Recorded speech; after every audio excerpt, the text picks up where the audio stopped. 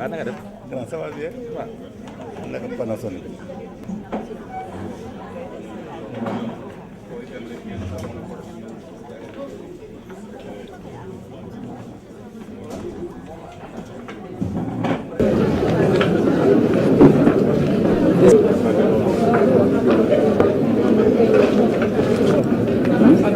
C'est Madame Boudine Faïda. Merci ici. Ce sera avant. Ah oui.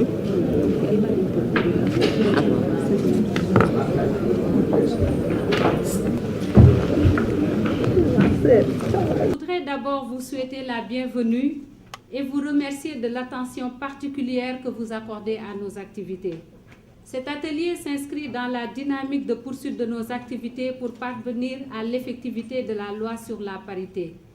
Comme vous le constatez, cela fait près de 2 ans que cette loi a été adoptée, promulguée par un décret d'application pris par le président de la République.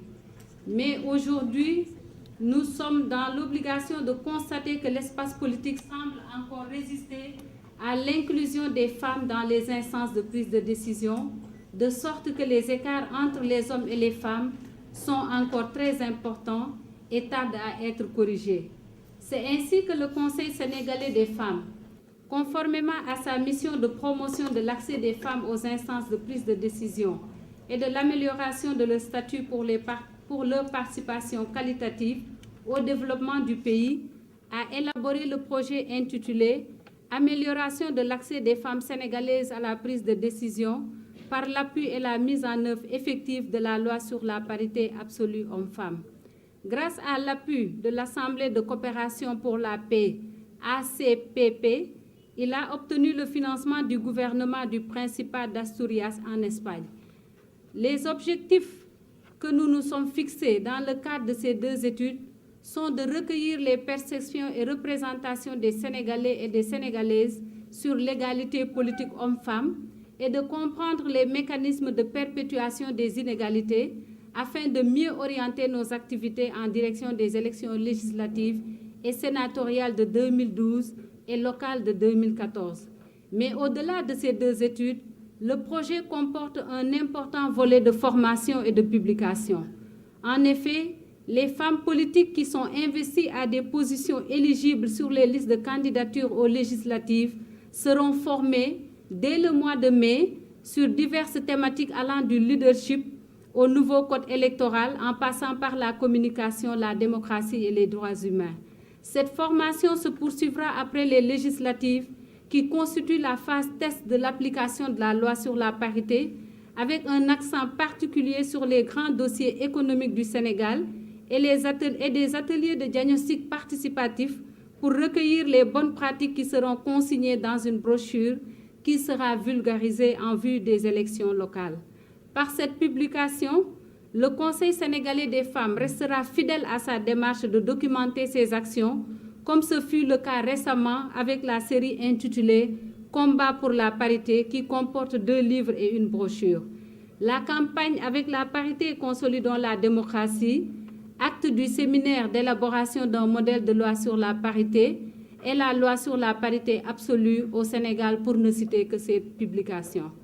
Madame le ministre, Mesdames, Messieurs les invités, malgré les assurances données par la Commission électorale nationale autonome et le Conseil constitutionnel sur le respect strict de la parité comme condition de recevabilité des listes des candidatures, des voix continuent de s'élever pour demander son abrogation. Dès lors, il nous semble urgent de conjuguer nos efforts pour mettre en œuvre les recommandations de ces études, notamment des actions de sensibilisation articulées à une bonne explication de la loi, une communication accessible et une formation des femmes en politique et également de la communauté sénégalaise. Ainsi, nous pourrons démontrer à ces Sénégalais que cette loi est fortement adossée à des valeurs traditionnelles africaines qui faisaient que la femme a toujours joui d'une citoyenneté totale qui lui permettait d'occuper les plus hautes fonctions dans sa société. En vous invitant à découvrir les résultats de ces études, je vous remercie de votre aimable attention. Assemblée de coopération pour la paix.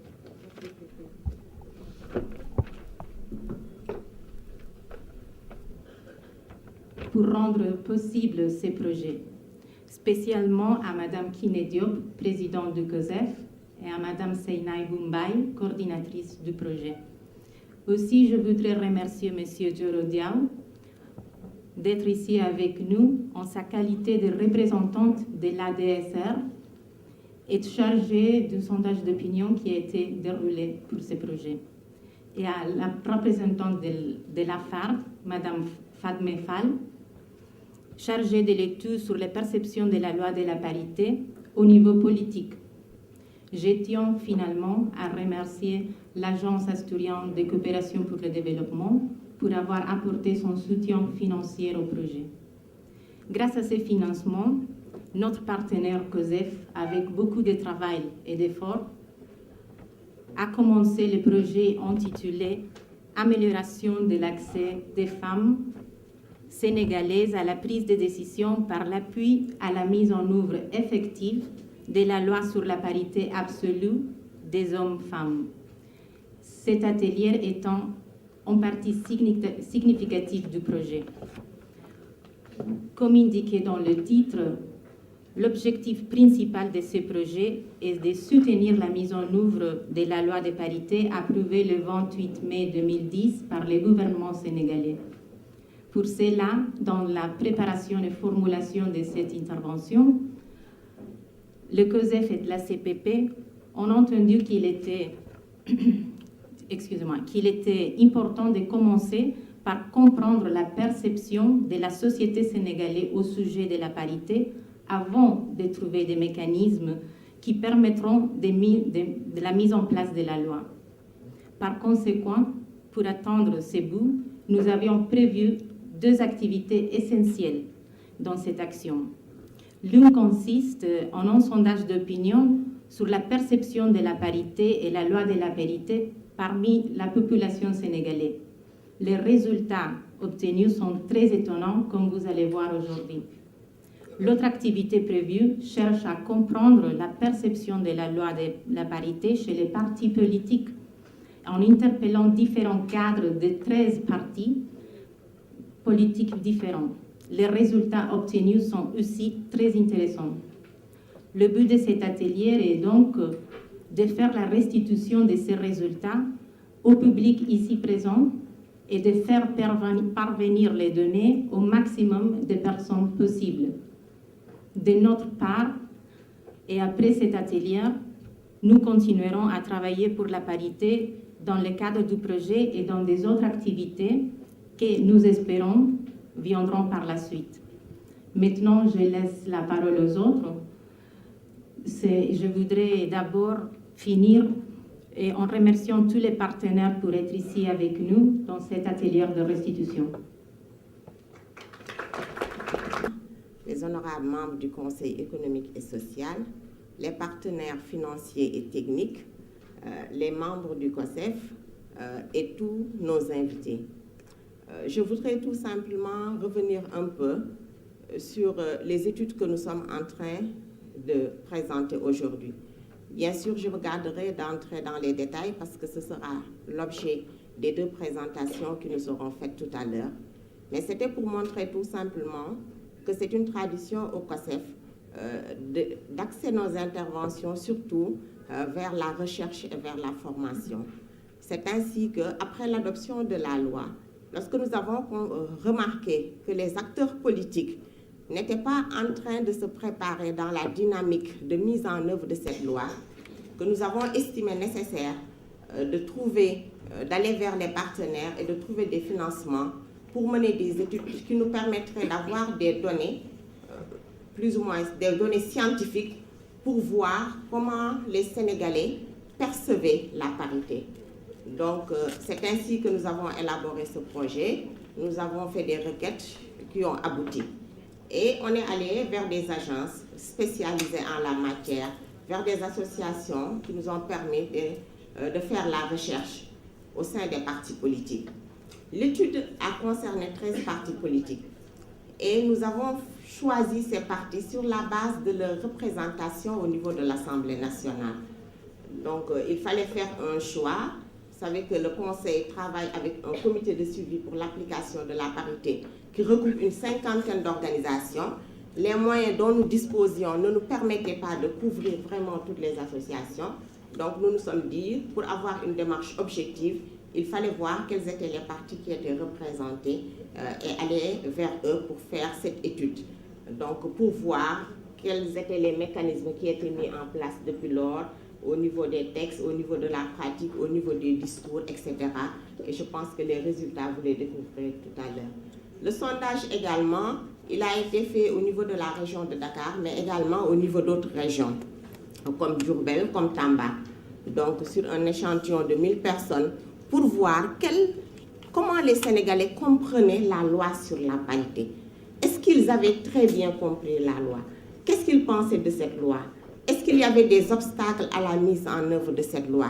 Et si tel était le cas, quelles étaient les actions futures que le COSEF devait envisager pour vraiment aider à la mise en œuvre de cette loi? Et je pense que nous avons été confortés lorsque, malgré les assurances qui ont été données par les autorités légales, il y a eu des voix qui se sont élevées ces derniers jours pour dire qu'il fallait revenir à cette loi, qu'il fallait tout simplement l'abroger. Parce que pour ces personnes-là, cette loi était peut-être contraire à nos valeurs et que cette loi-là risquait de nous donner une assemblée qui ne serait pas de qualité. Donc c'est pour montrer tout simplement que le travail est encore devant nous et que toutes les associations de femmes doivent se donner la main pour mener ensemble la bataille parce que ce n'est pas totalement gagné. C'est un acquis parce que les listes qui seront de candidature aux élections législatives seront irrecevables lorsqu'elles ne respecteront pas ce critère de parité. Pour cette élection, c'est gagné. Mais c'est pour dire que la bataille doit être continuée. Les femmes vont être formées parce qu'après cette présentation, nous allons dérouler une série de formations. Nous allons faire le diagnostic avec les femmes qui seront élues, avec les partis politiques, pour voir comment ils ont réussi à surmonter leurs difficultés. Et les femmes qui sont à l'Assemblée, quels sont leurs besoins? Comment perçoivent-ils les mécanismes qui doivent améliorer la mise en œuvre de cette loi? Et comme la présidente de la commission scientifique l'a fait, nous habituerons à la confection d'une brochure qui sera vulgarisée parce que nous travaillons en direction des élections locales de 2014. Donc voilà ce que je voulais dire pour l'essentiel. Et tout à l'heure, nous découvrirons quels ont été les résultats de ces études. Je vous remercie, Madame la Ministre.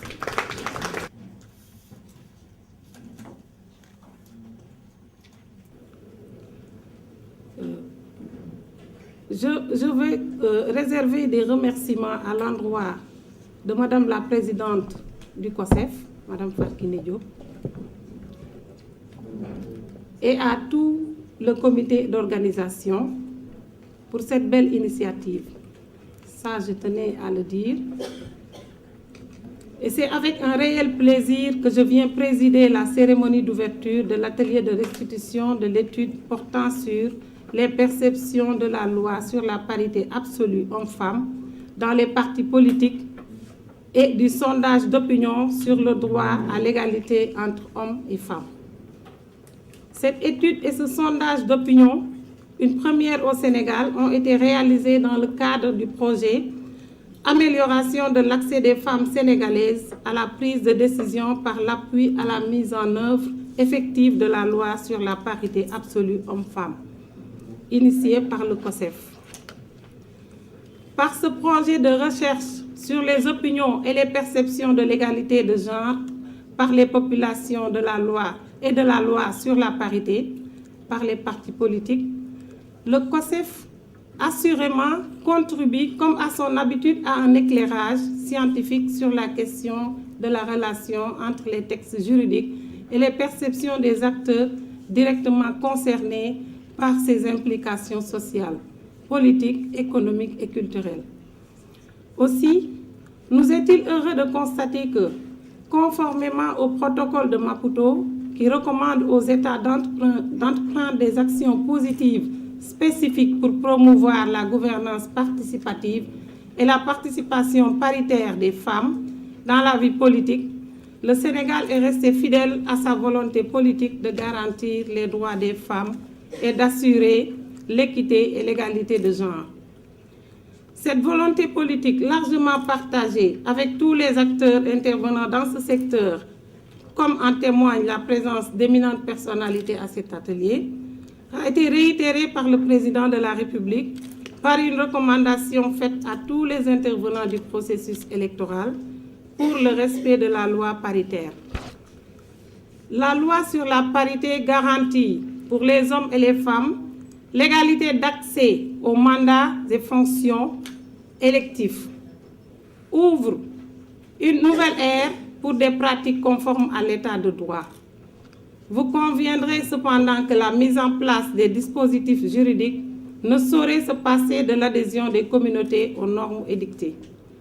À cet effet, le défi qui nous interpelle tous réside dans l'ancrage du système des engagements du Sénégal en faveur de l'égalité de genre aux aspirations fondamentales du peuple sénégalais. Pour cela, l'information sur ces aspirations est un prérequis essentiel à toute réalisation. C'est pourquoi les recherches entreprises par le COSEF peuvent être d'une très grande utilité.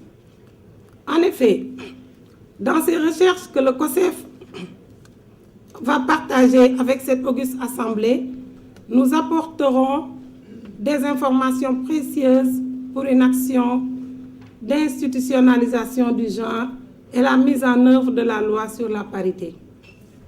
Je voudrais féliciter le COSEF et tous ses membres, dont nous-mêmes, pour leurs efforts et les encourager à aller de l'avant. Mesdames et messieurs, je remercie toutes les participantes et les participants à cette rencontre, particulièrement les partenaires techniques et financiers, pour leur soutien en faveur de l'égalité de genre. J'encourage également les organisations de la société civile à poursuivre leur mobilisation citoyenne pour le renforcement des droits et de la démocratie. Je voudrais terminer mon propos en vous réitérant ma disponibilité au nom de son Excellence, Monsieur le Président de la République, Macky Sall, Président de la République et de son gouvernement, à poursuivre le partenariat enclenché pour l'effectivité des textes en faveur de la parité et de l'égalité de genre. Je vous remercie de votre attention et déclare ouvert l'atelier de restitution.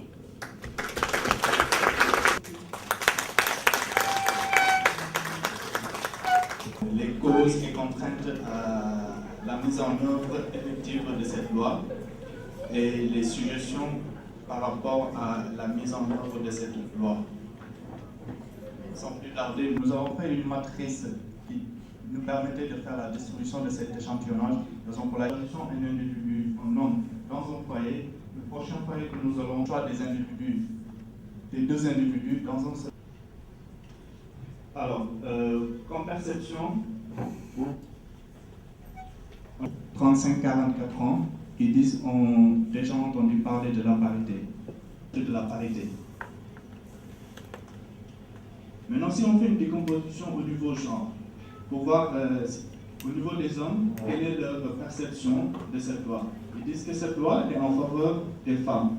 C'est plus les hommes qui habitent à Dakar avec 30% de citation. Et si on prend les femmes aussi, ils disent que cette loi est en faveur pour les femmes.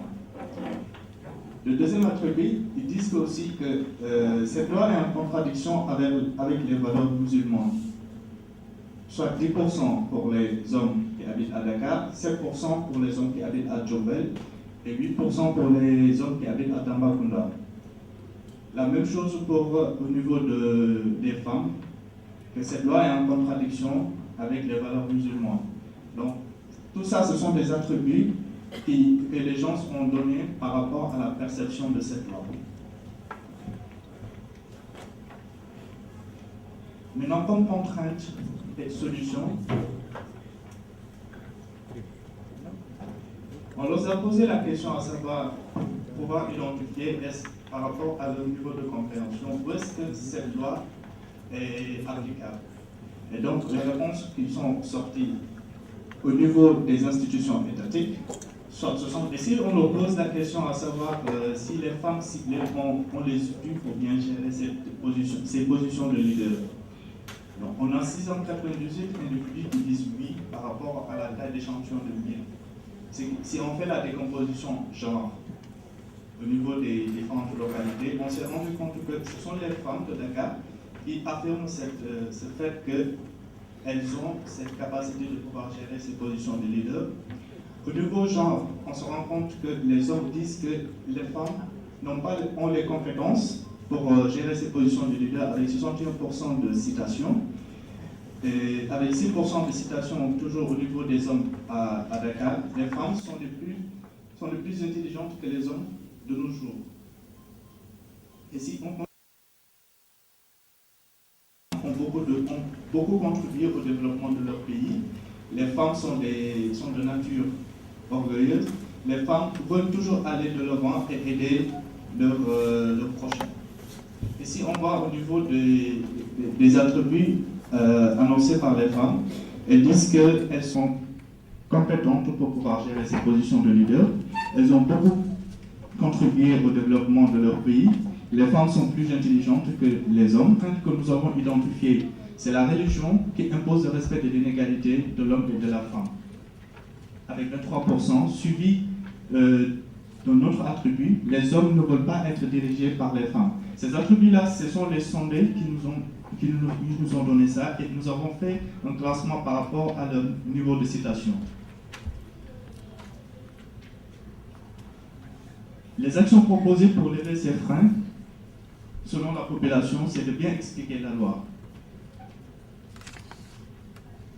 Bien expliquer la loi, ce qui veut dire qu'il y a beaucoup de confusion dans cette loi, ce qui fait que certaines personnes n'ont pas une bonne perception de cette loi-là. Puisque la religion n'accepte pas cette loi, d'autres disent qu'il faut abroger cette loi. Il y a d'autres qui disent qu'il faut appliquer la loi seulement au niveau professionnel. Il y en a qui disent que c'est une bonne initiative. Il y en a d'autres qui disent qu'il faut être plus sérieux et de rigueur pour cette loi pour qu'on puisse comprendre ses objectifs. Au regard d'une analyse qualitative que nous avons eue, elle est perçue comme étant en faveur des femmes. D'autre part, elle est perçue comme étant cette loi va être appliquée au niveau des institutions étatiques comme l'État et de Djobel qui semblent avoir une bonne compréhension de cette loi. Tandis que les hommes, maintenant l'impact de cette loi, on s'est rendu compte. Le premier obstacle est d'ordre culturel, car les hommes sont... Et donc, comme suggestion, la population... que le président rapproché, dans l'université, déclare être capable de se transformer aux exigences communes. Dans une élection qui s'est lancée le législative de 2012, où la loi de s'appliquait pour la première fois, nous avons pensé qu'il était utile d'aller et de regarder La loi aura comme conséquence une représentation importante des femmes au sein de l'Assemblée, de regarder quelles étaient, identifier les faiblesses et les forces d'une Assemblée ainsi composée. Cette identification nous a permis de définir des règles, des mesures susceptibles de garantir l'efficacité de la loi une fois appliquée. Au cours de la présentation, comme l'a dit Mme Bay tout à l'heure, nous verrons que les difficultés demeurent. Comme vous pouvez voir, le contexte était là, rappelé plusieurs fois. Mais ce qui a été déterminant, c'est qu'avant l'application de la loi, il y a eu quand même un renouvellement au sein de l'Assemblée et du Sénat, je crois. Et nous avons vu que les parlementaires se sont battus sans pouvoir faire appliquer la loi qui était déjà en vigueur. C'était donc une préoccupation qui a fait qu'on s'est dit qu'il fallait absolument que cette étude soit réalisée avant les législatives. Bon. Le plan, si vous avez bien regardé, le plan n'est pas annoncé, mais il s'articule autour de 4 points. Les objectifs, l'approche méthodologique, les principaux résultats et les recommandations formulées de part et d'autre. Le support de communication adapté. L'approche méthodologique était simple.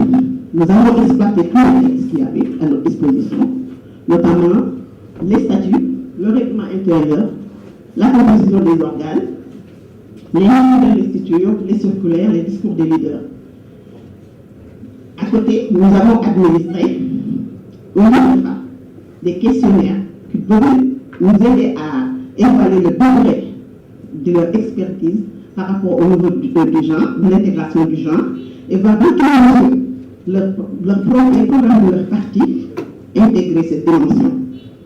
Enfin, un guide d'entretien a été adressé aux leaders hommes. Perception. Ce serait bon aujourd'hui dans cette salle que nous analysions ensemble les résultats qui sont proposés, comment le faire, étant entendu que la députation, mais également former les Sénégalais par rapport à... Juste mettre l'accent sur les omissions, pour reprendre Odile tout à l'heure en parlant des omissions. Dans sa présentation, Mme Fall nous a fait état d'un constat, c'est-à-dire que la majorité des femmes qui étaient dans les partis politiques ignoraient les outils relatifs à la loi sur la parité. Moi, je pense qu'il serait bon d'identifier quels étaient ces outils ignorés par les femmes et de formuler une recommandation allant dans ce sens. Je n'ai pas entendu une recommandation allant dans le sens de lever cette ignorance ou d'essayer quand même de la lever. Et je pense que pour pouvoir avancer par rapport à cela, il faudrait que ces difficultés, cette contrainte qui limite peut-être l'action de la femme au sein des partis politiques doit être levée avant toute chose. Je vais terminer par une question. Je ne suis pas une experte en matière politique, je suis juriste, mais j'ai discuté avec un député il y a sous peu. Il me disait que sur les listes nationales, par rapport au Sénat et à l'Assemblée nationale, il n'y a pas de problème d'application. Ce serait bon d'appliquer la parité homme-femme. Mais c'est au niveau des départements que ça va être difficile par rapport aux compétitions départementales. Je profite de la présence de certains parlementaires, et je fais un clin d'œil à notre sœur honorable Ndeye Cissé, que je salue au passage, pour nous édifier un peu, parce que, effectivement, vous avez parlé de l'adhésion des communautés par rapport à cette loi, mais s'il y a des difficultés technico-pratiques également par rapport à son application sur le terrain, je pense que c'est le lieu de le soulever et d'essayer de trouver des solutions à cela. Je vous remercie, je vais m'en arrêter là. Parce que ça coïncide un peu avec la période préélectorale. Et j'ai appuyé un peu une de vos collègues, Madeleine Suzanne Diouf. Il lui est arrivé d'aller à la place le risque de recevoir les grenades lacrymogènes juste pour pouvoir interviewer les leaders politiques. Je sais que ce n'est pas évident, mais quand même, vous avez tenu à faire cette recherche et je vous en félicite. J'avais juste une question que je voudrais poser par rapport à la première présentation sur le sondage. En tant que chercheur, je me suis posé la question de savoir qu'est-ce qui a guidé le choix de ces 3 régions. Et parce qu'apparemment, je n'ai pas bien saisi par rapport, en tout cas, sur le choix par rapport aux communautés rurales, aux communes, mais aussi aux villages. Qu'est-ce qui a guidé leur choix et comment ils ont procédé effectivement pour pouvoir interroger les gens. Je vous remercie. Deux préoccupations. D'abord, je vais poser une question. Par rapport aux enquêtes, je n'ai entendu ici dire que les enquêtes ont été surtout menées au niveau des partis politiques, au niveau des leaders. Qu'en est-il? Qu'est-ce que vous avez fait au niveau des autorités religieuses? Parce que je crois qu'actuellement, tous les discours qui nous attaquent proviennent de ce côté-là. Mais nulle part, vous avez, en tout cas, mentionné que vous avez approché ces milieux. Maintenant, moi, je vais faire une analyse personnelle parce que je ne pourrai pas assister jusqu'à la fin de la séance. En disant que j'ai eu l'honneur, en tant que député, d'avoir travaillé sur cette loi sur la parité, de l'avoir présentée en plénière à l'Assemblée nationale.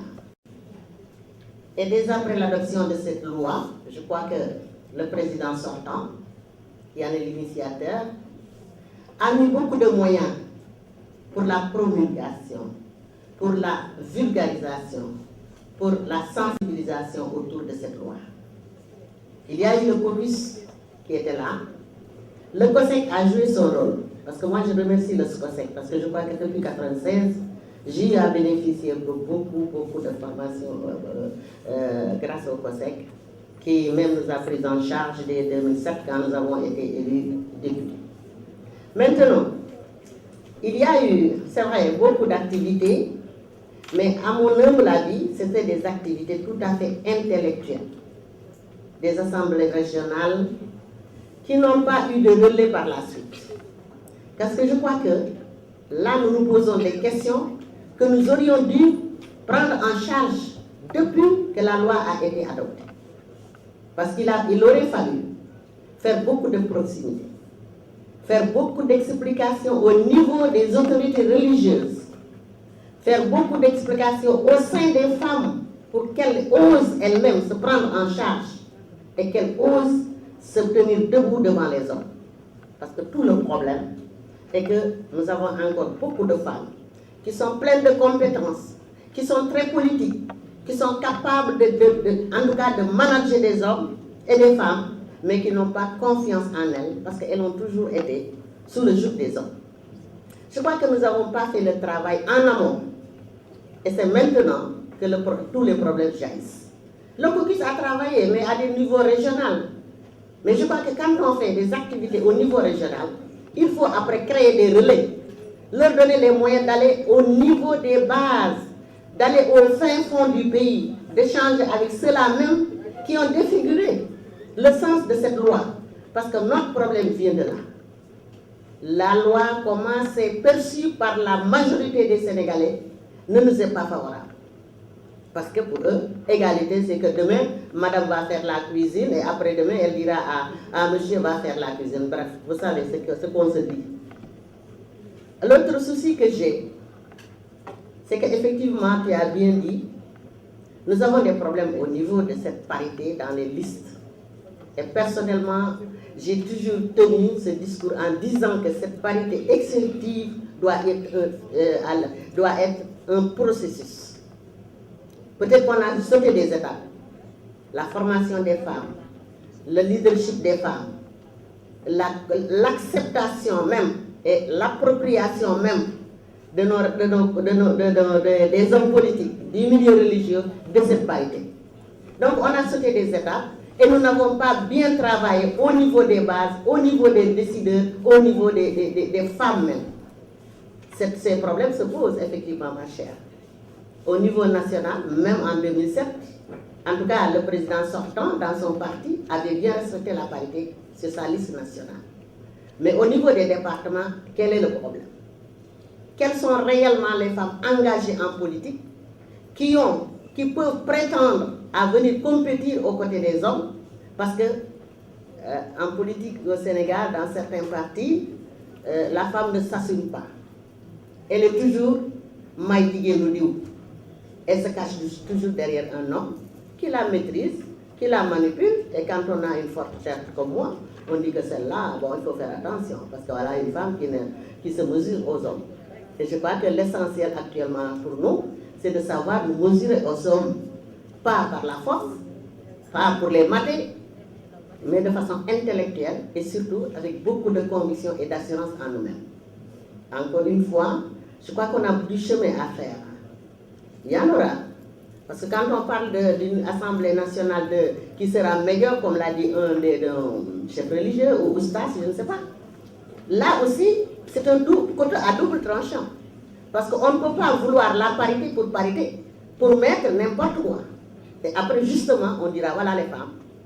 Elles ont demandé la parité, mais voilà ce qui nous amène. Voilà ce et que ça soit comme l'Assemblée, soit comme au marché Sandaga. Voilà, bref, il y a beaucoup de choses, il y a beaucoup de questionnements, mais osons avancer. Sur la loi sur la parité, parce que c'est une loi qui est là depuis 2010, effectivement, et je pense que la date du sondage aussi me pose énormément de problèmes. Certes, nous n'avons pas les moyens qu'il faut pour bien travailler, comme l'a si bien dit honorable député Ndeye Cissé.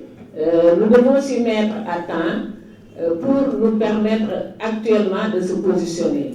Mais le problème se situe à ce niveau-là, certes. Donc, essayons de voir maintenant par rapport à les différentes contraintes que nous avons ici, que nous avons explorées durant l'étude, pour voir maintenant comment faire pour rendre effective, certes, c'est entre guillemets, c'est mon point de vue, dans la mesure que nous avons plusieurs contraintes liées d'une part à la connaissance même de la loi, et de l'autre côté aussi, il y a la religion qui constitue une barrière. Certes, nous sommes ambitieuses pour vraiment mettre en œuvre cette loi, mais revenons un peu en arrière pour voir la faisabilité de cette étude, la faisabilité de cette loi, parce que mon point de vue est que au niveau des fins fonds de la brousse, moi j'ai fait presque toutes les régions du Sénégal, mais je sais que par exemple il y a des localités, si nous allons vers ces localités, c'est les femmes même qui vont refuser de rendre effective cette loi. Donc essayons, je vais aborder aussi l'échantillonnage, parce que l'échantillonnage me pose énormément de problèmes. Je voudrais aussi des explications par rapport à cet échantillonnage. Parce que nous sommes plus de 12 000 habitants et du moins par rapport à la situation géographique aussi, comment faire maintenant, comment ils ont fait pour prendre cet échantillonnage. La seconde contrainte, comment dirais-je encore, par rapport aux recommandations qui parlent de sensibilisation, je pense que les recommandations, c'est de bonnes recommandations dans la mesure où nous avons dit que nous nous sommes mis un peu trop tard par rapport à cette loi pour se positionner sur l'échiquier politique. Donc, essayons de mettre en œuvre ces recommandations. Peut-être d'ici un an, même pas, on peut quand même revoir notre position pour bien, comment dirais-je, encore pour bien le faire. Par rapport au la deuxième présentation, je voudrais juste demander par rapport aux outils selon le genre. Les gens ont posé des questions par rapport aux outils selon le genre. Comment ils ont fait pour poser cette question? Parce que je sais qu'il y a des personnes qui ne seront pas capables de te dire quel outil devons-nous mettre en œuvre par rapport à la dimension genre. Pour terminer, les recommandations de Fatma Fall, j'adhère aussi à ces recommandations parce que ça se regroupe avec les recommandations de la première présentation. Donc, mon point de vue est que essayons ici de trouver une solution qui nous permet d'aller en avant par rapport à cette loi sur la parité. Je vous remercie. Aucun problème. Pourquoi? Parce que le parti politique est une organisation privée qui va à des élections, qui décide que moi, je vais mettre 50 hommes et 50 femmes. Qu'il y ait parité, loi ou pas, ça ne pose pas de problème. Pourquoi ça doit poser problème alors quand on dit loi sur la parité? Et je pense que peut-être que c'est là où il y a le problème. On part du principe que, au fond, moi j'entends toutes sortes d'arguments sur pourquoi pas les religions. Enfin, il y a toutes sortes d'arguments pour dire qu'il faudrait remettre en cause la loi sur la parité. Je pense que l'une des premières faiblesses de cette loi, c'est que cette loi est portée par les femmes. Alors que la loi sur la parité, c'est le droit des hommes d'être dans des listes à égalité avec les femmes. Pourquoi vous posez simplement l'inverse? C'est aussi le droit des hommes d'être à égalité des femmes dans les listes électorales. Sinon, on va avoir des listes avec 100 femmes et il n'y aura pas d'hommes. Donc je pense que tout dépend de la façon dont ces choses-là sont posées. Et c'est pourquoi d'ailleurs j'en viens à ceux qui ont fait l'étude. Quand vous avez fait vos enquêtes, comment avez-vous traduit la loi sur la parité en Wolof? Qu'est-ce que vous avez demandé aux gens? Vous prenez une personne, vous lui dites est-ce que vous êtes d'accord que góor ak jigéen ñëpp yam? Ou est-ce que vous êtes d'accord que bu ñuy wote liste yi am fukki góor fukki jigéen? Mais la réponse sera radicalement différente. Il peut dire moi je suis contre l'égalité des hommes et des femmes, mais ça ne me gêne pas qu'il y ait 50 hommes et 50 femmes sur la liste des députés. Tout dépend également de ce que vous avez demandé aux gens. Et je pense que cette loi-là, c'est ça son problème. Les gens y mettent n'importe quoi qui n'est pas dans la loi. Et je pense que ça, c'est un sérieux problème. Il y a des gens qui pensent que la loi sur la parité, ça veut dire 20 ministres góor, 20 ministres jigéen, ça veut dire ceci, cela, ça, etc. Et je pense qu'il y a vraiment un problème simplement d'explication de la loi, simplement d'explication, que les gens comprennent. Et je pense que ça serait intéressant que ceux qui ont fait l'étude, au moins le sondage, parce que pour les partis politiques peut-être c'est différent, mais au moins le sondage qui nous disent un peu qu'est-ce qu'ils ont demandé aux gens. Et là d'ailleurs il y a un problème technique. Vous dites 70%, je crois, 70% des gens ont entendu parler de la loi sur la parité. J'en déduis que 30% n'en ont jamais entendu parler. Mais vous venez nous dire après, 75% des gens comprennent la loi sur la parité. Ça pose un problème. Est-ce que c'est 75% des gens qui ont compris? Ou est-ce que c'est 75% de la totalité? Mais si c'est 75% de la totalité, qu'est-ce que vous avez expliqué aux gens là sur ce que c'est que la parité? Ça pose également un autre problème seulement de méthodologie. La troisième chose que je veux dire, c'est l'extrapolation du pourcentage au plan national. Est-ce que vous pensez, en tant qu'agence qui a fait ce travail-là, que vos résultats peuvent avoir une valeur nationale? Je sais que dans les sondages, évidemment, vous allez expliquer pourquoi vous avez pris 1000 sur 12 millions.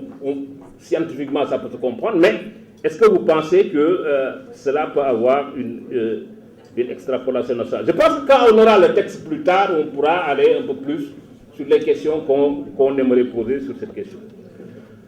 Autre chose, pourquoi pensez-vous qu'une femme idiote ne doit pas aller à l'Assemblée nationale et qu'un homme idiot peut y aller? Vraiment, les femmes passent le temps à dire non, il faut qu'on forme les femmes pour aller à l'Assemblée nationale. Est-ce que les hommes ne se sont jamais souciés de former les hommes pour les hommes à l'Assemblée nationale? Moi, je pense même que quand posant ce problème-là, vous donnez argument à ceux qui disent qu'elles ne doivent pas y aller parce qu'elles ne sont pas formées, justement. Et je pense que ce n'est pas un argument. Je pense que si vous faites de la formation pour les futurs députés à l'Assemblée nationale, faites de la parité dans les étudiants, qu'il y ait 50 hommes et 50 candidats, et 50 candidates que vous formez en même temps. pour montrer qu'on donne des capacités aux parlementaires et non à des femmes qui n'en ont pas des capacités, mais qu'on va essayer rapidement de former pour qu'ils puissent aller à l'Assemblée nationale. Je pense que parfois aussi vous donnez des armes aux gens même qui cherchent des armes par rapport à ces choses-là. Oui, s'il y a 50 femmes, 50 hommes, l'Assemblée sera comme un marché. Maintenant qu'il y a 30 femmes et 80 hommes, c'est comme un marché. Ça ne va pas changer. Pourquoi l'Assemblée ne doit pas être comme un marché? Si c'est comme un marché, c'est comme un marché, qu'il y ait des hommes et des femmes, à égalité ou pas à égalité, il n'y a pas de problème. Sur la religion, également, je pense que parfois vous... Enfin, je ne sais pas, moi je suis un peu radical sur beaucoup de choses. Enfin, radical, donc je ne sais pas. Moi je suis musulman. Si les imams, ou ceux qui sont contre la parité me disent aucune femme ne doit aller à l'Assemblée nationale, je suis d'accord. Je n'ai pas de problème pour ça. Ok, aucune femme ne va à l'Assemblée nationale. Mais si on accepte qu'une femme aille à l'Assemblée nationale, quelle est la limite qui n'est inacceptable? Est-ce que c'est 10? Est-ce que c'est 30? Est-ce que c'est 100? C'est-à-dire ça, c'est un problème de principe. Soit on accepte qu'elles y vont, et en ce moment, il n'y a pas de limite, soit on dit qu'elles n'ont pas à y aller, et en ce moment, c'est le débat. Mais tant qu'il y en a 3, ça va. Eh bien, tant qu'il y en a 50 aussi, ça va. Et je pense que également, il ne faut pas aussi que les gens se mettent à réfléchir à la place des religieux pour régler leurs problèmes. Et je pense que beaucoup de lois, et ça également c'est une faiblesse. Pourquoi dépenser de l'argent pour expliquer aux gens ce que c'est la parité? Est-ce qu'on a dépensé de l'argent pour expliquer aux gens qu'est-ce que c'est que le quotient électoral? Pourtant les gens votent. Tu connais ici ce que c'est que le quotient électoral? Pourtant les gens vont voter. Il y a des choses dont on n'a pas besoin. Ce dont on a besoin, et je vais terminer par là, parce que sinon ça va aller jusqu'à demain. Ce dont on a besoin, c'est que les partis politiques disent, quand il y a une liste de 50 personnes, on met 25 hommes, on met 25 femmes. On ne demande pas l'avis du prêtre, on ne demande pas l'avis de l'imam, on ne demande pas l'avis du chef de quartier. C'est notre parti. Nous voulons aller à l'Assemblée nationale, on met 50 hommes, on met 50 femmes. Il n'y a pas de problème technique au niveau départemental. Ça, c'est des histoires. Quand le département, il y a 2 députés, sur la liste, c'est un homme et une femme. Point barre. Il n'y a pas de problème technique sur cette question-là.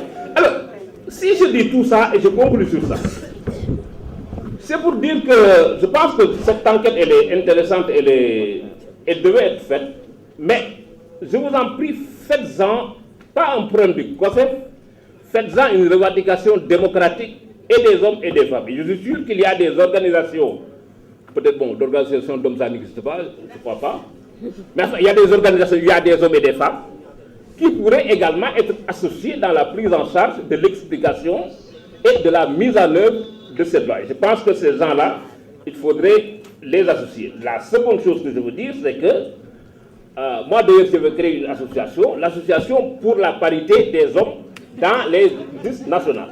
Il ne faudrait pas qu'on ait des listes où il n'y a que des femmes. Ça, on refuse. Nous aussi, on va être sur les hommes là-dedans. Voilà, merci. On a éliminé carrément le Sud. Donc, on était en train de voir est-ce qu'on ne devait pas faire une autre localité qui se rapproche du Sud, mais c'était quasi... scientifiquement, on ne pouvait pas. Donc, ce que nous avons proposé au COSEF, c'est de prendre uniquement la région de Tambacounda, tout en sachant que cette couverture-là ne peut pas nous permettre de faire une extrapolation nationale. Les résultats ne peuvent pas nous permettre de faire une extrapolation nationale. Mais le choix de ces trois régions-là était fait en commun accord avec le COSEF pour leur faire comprendre uniquement, si c'est uniquement pour la perception, on peut aller dans ces localités-là et dire que le comportement, par exemple, d'un habitant de Tambacounda peut se rapprocher à un autre habitant de Bakel.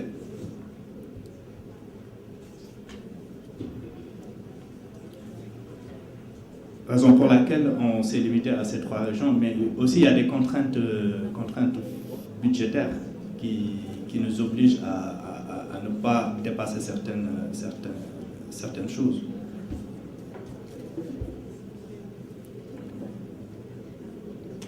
Pour répondre à M. Ndiaye par rapport à sa question, comment on a posé la question de parité?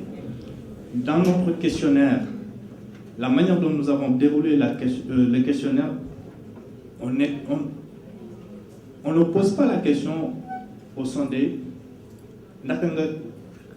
parité. Non. On leur a posé la question, est-ce que vous avez parité? Là, nous avons parité. Parité l'électorat, parce qu'on ne voulait pas changer la dénomination parité. Parce que dans la communication de ce concept-là, on a juste parlé de parité. On n'a pas entendu un autre mot traduit en Wolof, en Sérère, en Bambara, de parité. Donc on a dit à nos enquêteurs, même si vous allez à Vélingara, n'utilisez pas la langue que la population est en train, la langue locale que la population est en train d'utiliser. Parlez le français, utilisez parité comme on l'a écrit dans le questionnaire, parité. Donc si on leur pose la question, pour y avoir la parité, il y a le goro digen, ce qui va amener les contraintes que l'islam n'accepte pas cette égalité-là.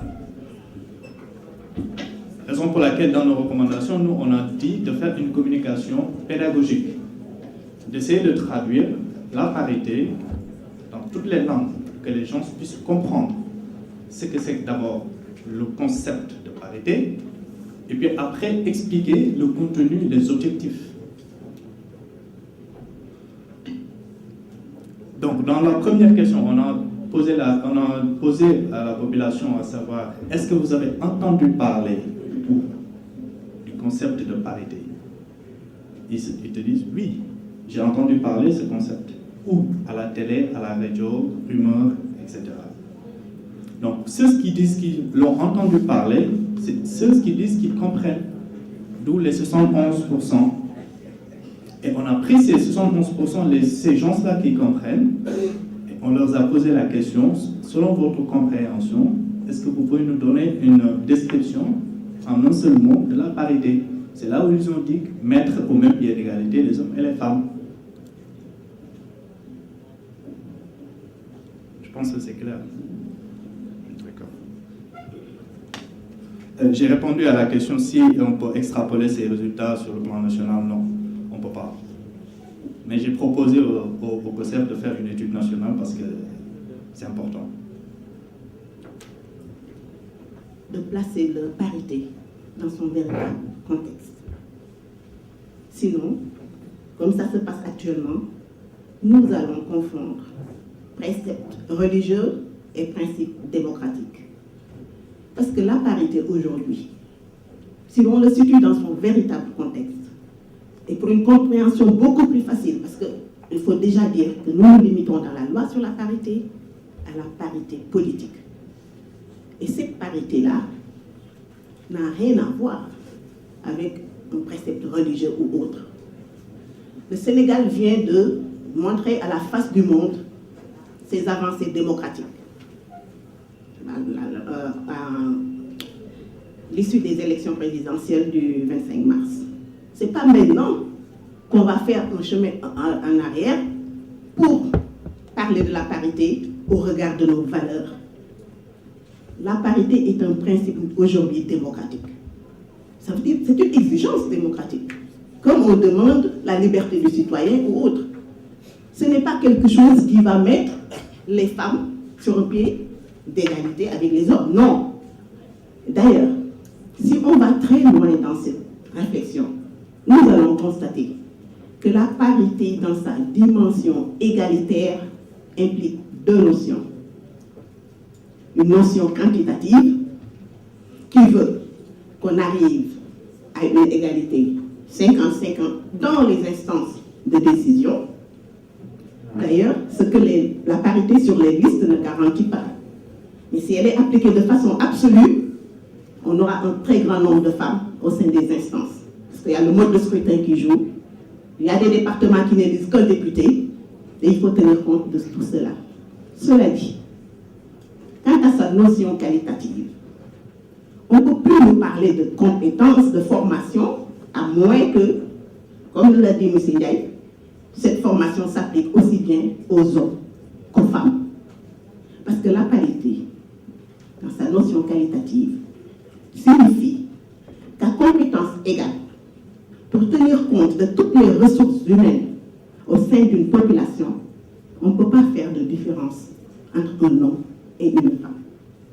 Donc si les partis politiques aujourd'hui nous disent « nous n'avons pas de femmes capables d'être sur nos listes, elles ont besoin d'être formées », moi je leur dirais, et ça je crois c'est juste pour répéter ce que M. Ndiaye disait en demandant pourquoi il y avait des hommes idiots et pas des femmes idiots, moi je vais leur demander quel est le problème quand on sait que quand on adhère dans un parti politique, les femmes adhèrent à un programme. Elles sont acceptées en fonction d'une idéologie à laquelle elles souscrivent. Et si on les accepte, ça veut dire qu'elles ont un mouvement de porter cet idéal et de le défendre, quelle que soit l'instance où elles se trouvent. Alors il faudrait qu'on sorte la parité de ces cancans. Parce que la parité ne vient pas de la loi de 2010. Elle existe depuis des années dans d'autres pays qui l'appliquent.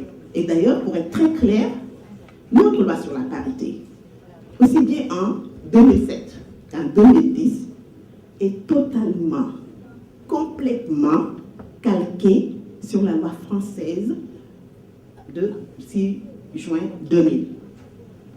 En 2007 est calquée sur la loi de 1981 qui a été rejetée au même titre que les arguments qui ont été avancés par le Conseil constitutionnel pour rejeter la proposition du président Wade en 2007.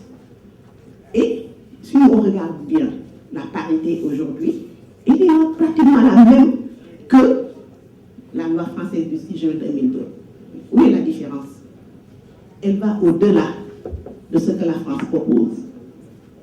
Et c'est ça où se situe la différence. Parce que la parité s'applique à toutes les élections, alors qu'en France, elle est scindée selon les élections.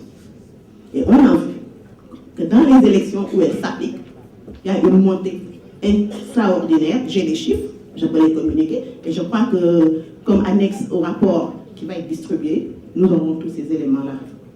Je crois que c'est ce que je voulais ajouter. Au niveau des outils de genre, je laisse les sociologues plus experts vous en parler. Et l'autre niveau, c'est par rapport à la recherche en tant que telle. Quels sont les outils qui ont été utilisés pour justement aboutir à ces résultats?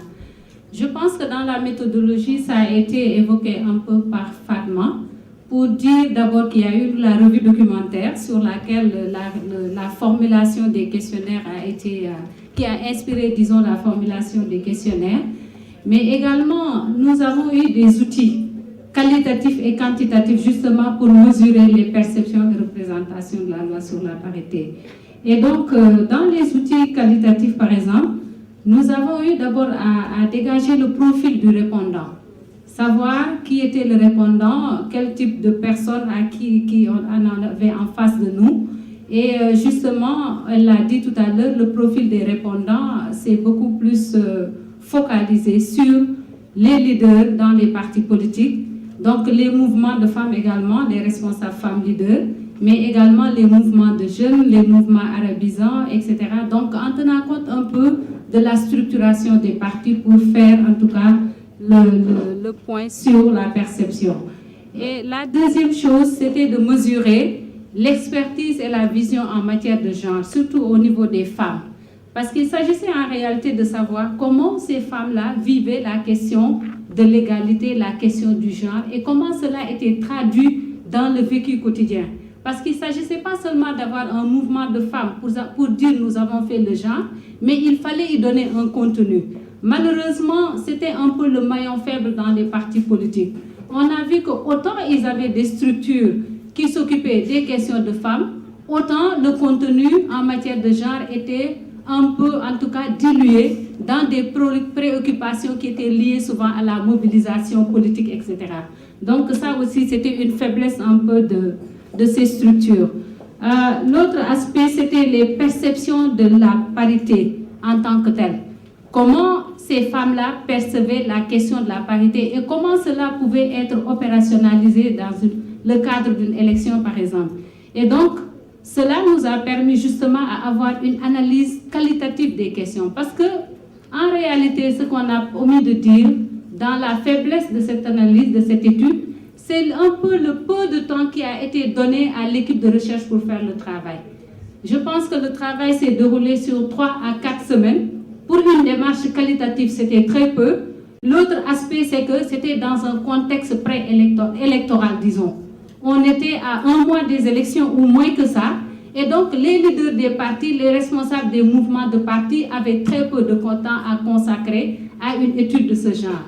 L'autre aspect de la question que nous avons eu à déceler, c'est que par moments, nous avions l'impression qu'on avait en face de nous des partis politiques qui faisaient beaucoup plus le marketing de leur parti que de répondre aux vrais problèmes que nous posions en matière de genre. Parce que toutes les parties, c'était une opération de charme. Toutes les parties disaient oui, on est d'accord, d'ailleurs nous avons les dispositions, d'ailleurs nous avons été les premiers, mais dans la réalité, on s'est rendu compte que les textes, non seulement n'avaient pas intégré une dimension paritaire et ne respectaient pas la parité sur un plan statutaire, mais également en écoutant les femmes, en écoutant les jeunes, on se rendait compte qu'il y avait un